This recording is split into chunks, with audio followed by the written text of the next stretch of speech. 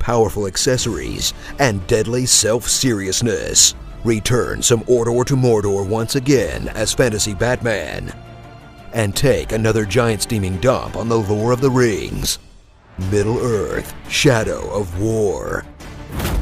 Bask in the painstaking recreation of the New Jersey of Tolkien's Middle-earth, Mordor, as you conquer the many blasted hellscapes with new and improved immortal ghost powers that will have you zooming across the map, double jumping, exploding, ghost murdering, and enslaving your enemies in a perpetual smorgasbord of brutal slaughter and race-based servitude that somehow still thinks that you're the good guy at the end. This is okay because they don't look like me. Step into the boots and battle skirt of Talion once again, a dollar store Aragorn with his own magic ring and an angry ghost dad sidekick, whose entire motivation for conquering Mordor is one momentary flashback from the original. And he's bringing along a handful of non-canon companions, like the strong black and female characters Tolkien never wrote, a giant spider they made into a goth lady cause video games, and the Jar Jar Binks of the Lord of the Rings, Gollum. Prepare for uninspired missions that are way less interesting than the open-world gameplay, and a story that's about as true to the source material as the Lord of the Rings slot machines, as it desperately tries to justify its own dubious branding.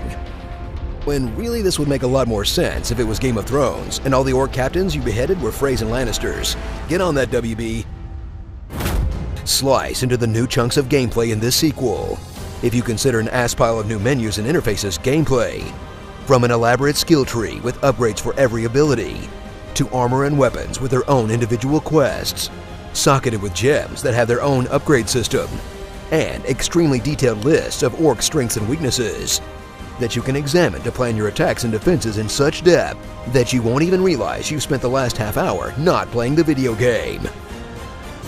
Discover the true core of the Shadow games, the Nemesis system, an elaborate AI system that gives each orc captain a unique personality, like Angry Cockney Orc, other Angry Cockney Orc, this guy who just screams at you, and Kumail Nanjiani. I am going to have your head! I don't know what I'll do with it when I have it! And creates engaging player stories and interesting characters with procedural generation. Then lets you turn them into your mind slaves in the ugliest game of Pokemon ever created. Then rally your soldiers for all-out assaults in the new Siege mode. Giant impressive-looking battles that mostly boil down to capturing a few points then killing a captain, where you'll accidentally undermine the game's climactic battles by killing or turning everyone before you even show up, making them feel less like sieges and more like really elaborate evictions. Once you've conquered all the castles and beaten the story, get ready for the suspiciously long Shadow Wars mode, where you'll defend your forts over and over again from increasingly powerful waves of enemies, forcing you to spend hours shoring up your defenses and capturing new orcs, all while fighting the sneaking suspicion that this entire section exists to sell you loot boxes for real money.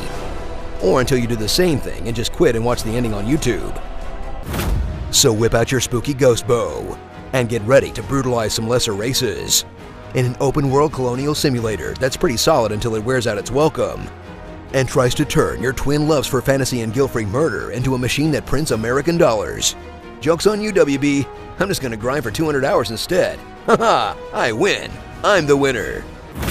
Starring Barely Theragorn, the Ghost of Murder's Past, Sir Valium, Lady Who Cares, Shalob's Web, Ratbag in the Big City, You Bruise, You Lose, Bargain Bin Sauron, Mace Windude, and Young Sheldon. Middling Earth, Shadow of the Loot Box. So the Balrog is cool and all, but the fight would have been way more exciting if it wasn't just us giving it acupuncture. Comment below.